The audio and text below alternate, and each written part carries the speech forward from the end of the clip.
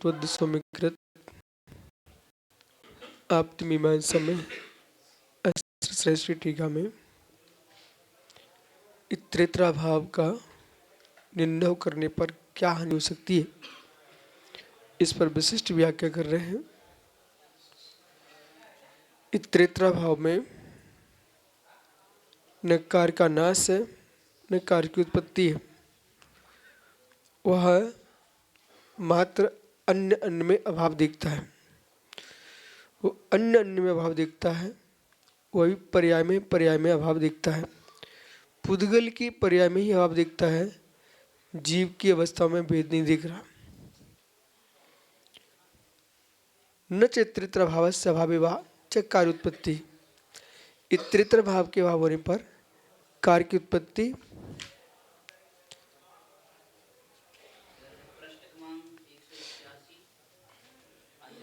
विपत्तिर्वा जलस्य अनुत्पत्ति।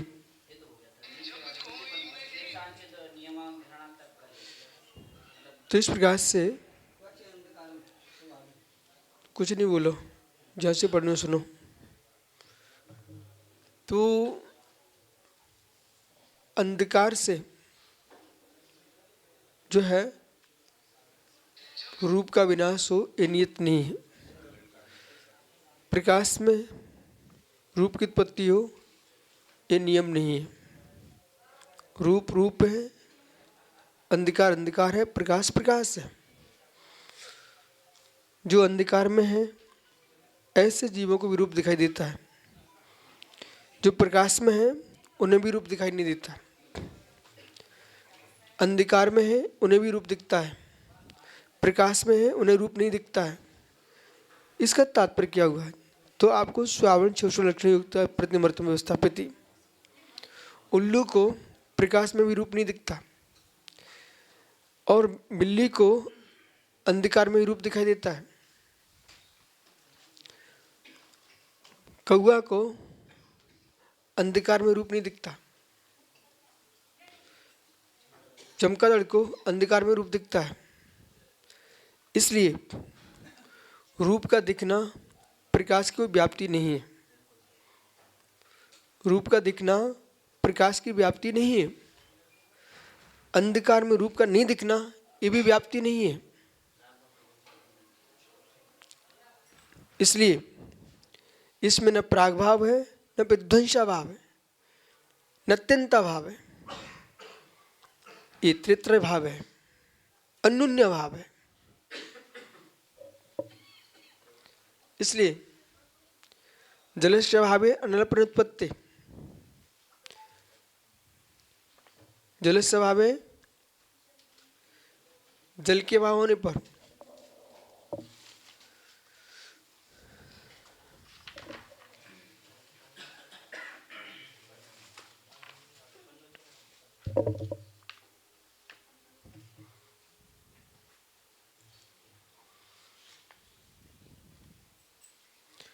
इसलिए तथा एवं न अंधकार रूप ज्ञान से प्रध्वंस भावे तथैव, इसलिए न अंधकारम रूप ज्ञान से प्रध्वंस, अंधकार में रूप ज्ञान का प्रध्वंस नहीं है। न तथा भावी नियमतः तद उत्पत्ति तत्प्रतीत है। इसलिए नियम शब्द का ग्रहण किया एवं अंधकार के अभाव में रूप ज्ञान उत्पत्ति का नियम नहीं है।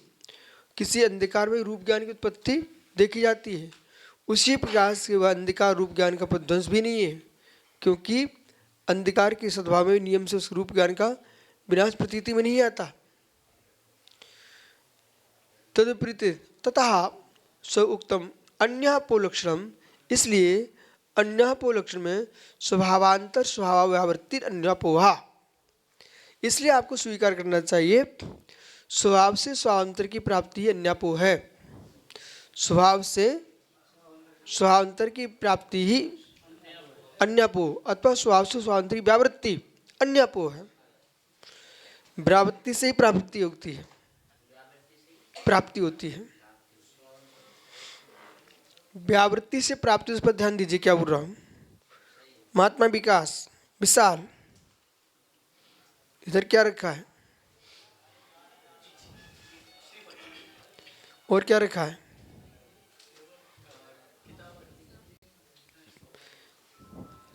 कौन सही है कौन गलत है?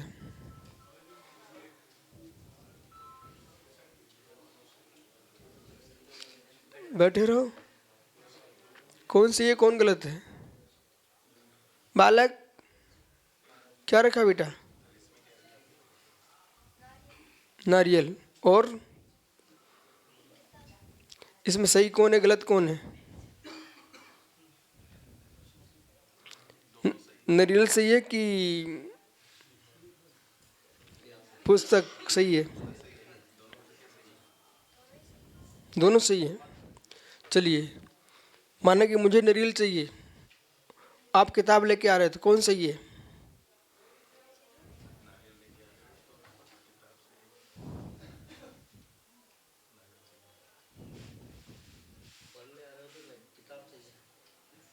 नकल नहीं करा भाई, नकल कराने देश को नष्ट कर दिया।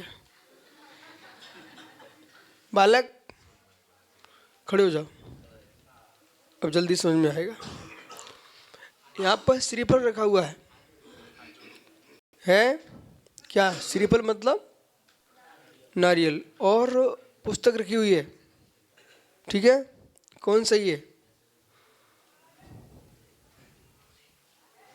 दिमाग लगाना, कोई की बुद्धि नहीं लेना, है ना? बोलो कौन सही है?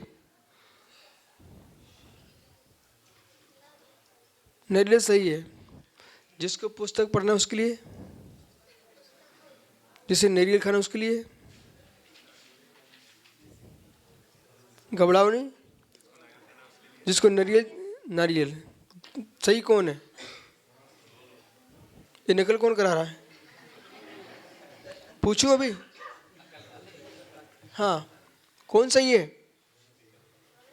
दोनों सही है। आपने पुस्तक, ये पुस्तक शैलेंद्र क्या है? पुद्गल है कि जीव? नारियल, दोनों एक हैं कि नहीं? दोनों पुद्गल हैं? पुद्गल हैं तो फिर आप दोनों एक रूप है कि नहीं? अब कराइए निकल। बालक, ये नारियल है, ये पुस्तक है, दोनों पुद्गल हैं? दोनों पुद्गल हैं? ठीक है, आप घबराओ, आप टेंशन मत लो। आपका बच्चा है क्या? पिता का राग टपक रहा है। तुम पढ़ा नहीं पाओगे बच्चा को, राग करोगे तो। बेटा घबराओ नहीं, ठीक है? तुम्हारे पिताजी पढ़ा नहीं पाएंगे, हम पढ़ा रहे थे। चलो, ये नारियल है और पुस्तक है, ठीक है? दोनों अचेतन हैं। इनमें जीव कौन है? अभी जीव है क्या? नहीं है, दोनों अजीब है। नारियल भी अजीब है और पुस्तक भी अजीब है। तो खाना कौन चाहिए? नारियल। अब इनको पप्पा को समझाओ, इधर देखो, इनको समझाओ, अंगूर है नारियल है, दोनों पुद्गल, ठीक है? दोनों अचेतन, तो इन दोनों में अंतर है कि नहीं? जो परस्पर में अंतर है यही अन्योन्य भाव है। एक में एक का अभाव, एक में एक का अभाव। अभाव नहीं देखेंगे तो नारियल का स्वाद अंगूर में चला जाएगा, अंगूर का स्वाद नारियल में चला जाएगा। इसलिए बालक समझ, जो मांस का टुकड़ा है, ठीक है, अंडा है, उसे भी लोग पुद्गल बोल रहे हैं, परंतु नारियल और अंगूर में जैसे भेद है, ऐसे ही मांस में और अंडे में भेद है। इसे नारियल खाया जा सकता है, अंगूर खाया जा सकता है, परंतु मांस और अंडा नहीं खाया जा सकता, बराबर, ठीक है? इसलिए आज से तुम्हारा नारियल खाने का त्याग नहीं है, अंगूर खाने का त्याग नहीं है, परंतु अंडा मांस खाने का करो। 9 बार मुकर पढ़ लो। त्याग है पक्का? ठीक। अब बोलो, तुमको बुरा तो नहीं लगता बच्चा को हमने ऐसा त्याग करा दिया? चलो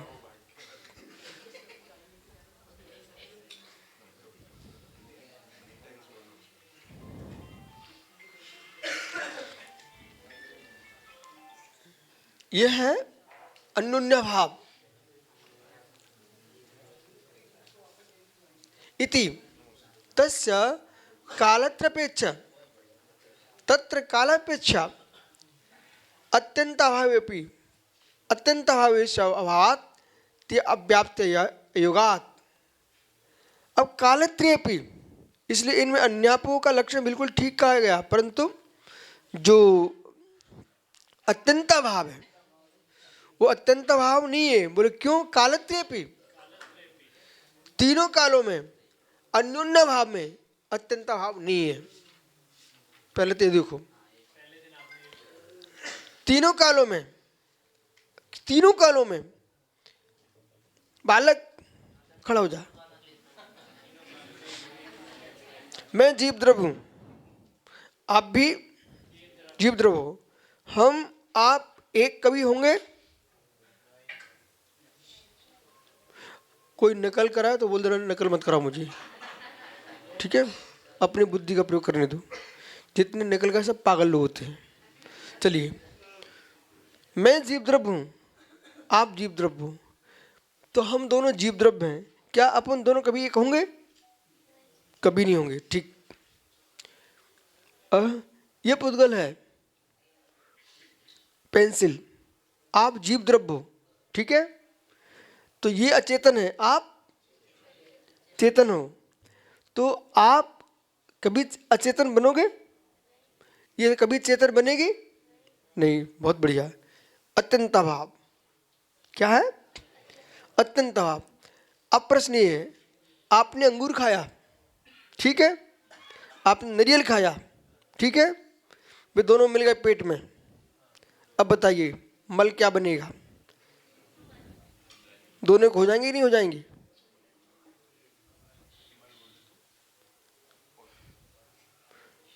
क्या पोटी बोले? बोलो टट्टी।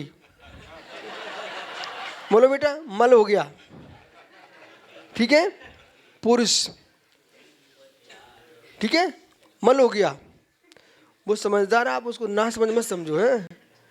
ये बहुत सारे ज्ञानियों ने, लोग समझ नहीं पाए ऐसा सोच करके बच्चों को पढ़ाया नहीं है। मेरी सब बात समझ रहा हूँ, ठीक है? तुम्हारे पापा से बाद में क्षमा मांग लेंगे। आइए, तो जो आपने अंगूर खाया, ठीक है, नारियल खाया, वो दोनों क्या हो गए? मल बन गए, दोनों एक रूप हो गए, ठीक है ना?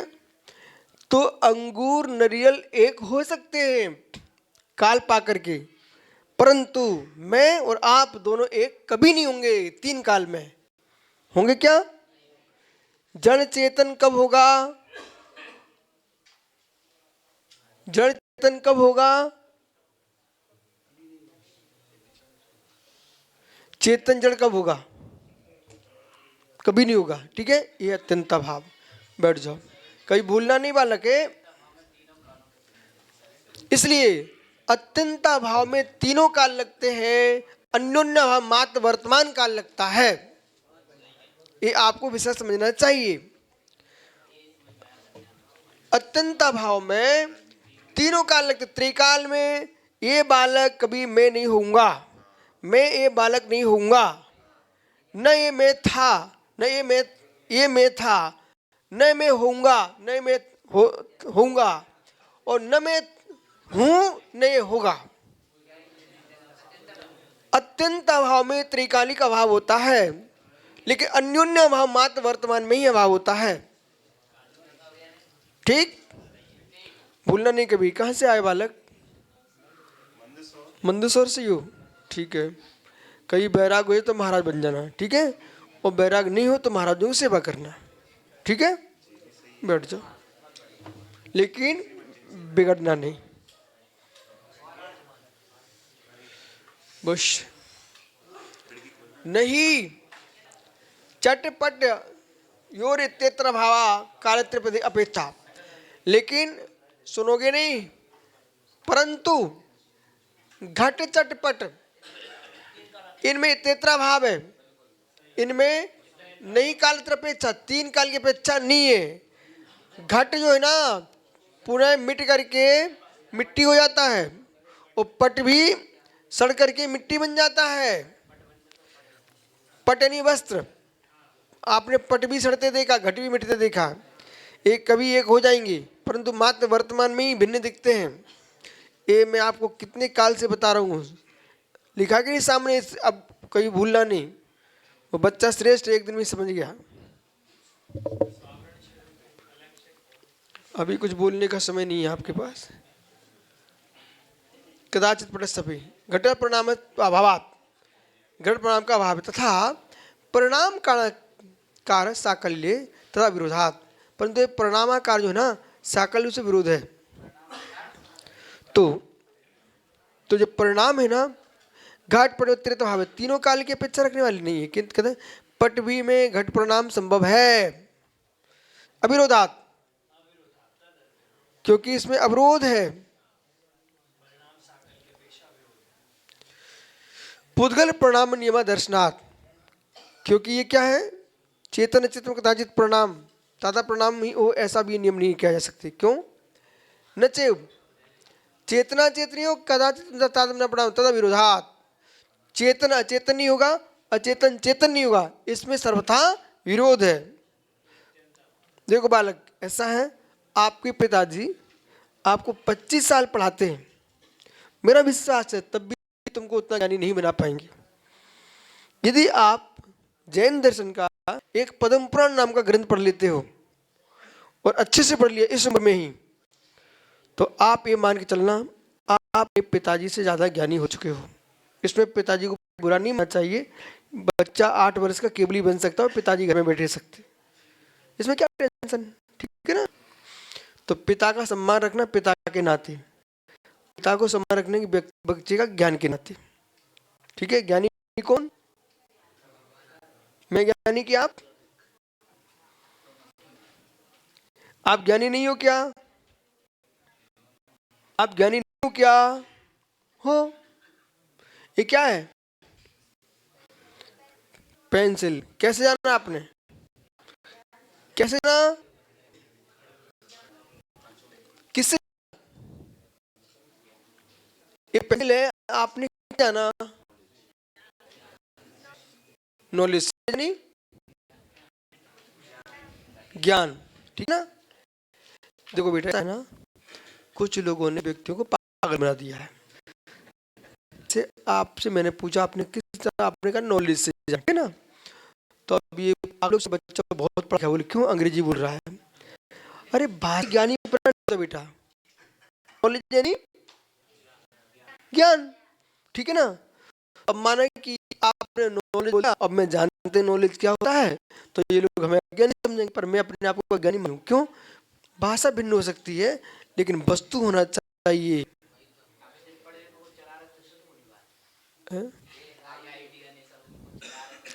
देख बालक, देख इधर, ये हिंदू विश्वविद्यालय बनारस के पढ़े हुए हैं, ये एमटेक पता नहीं क्या पढ़े हैं, ठीक है, इस पढ़े लिखे लोग हैं, ठीक है ना।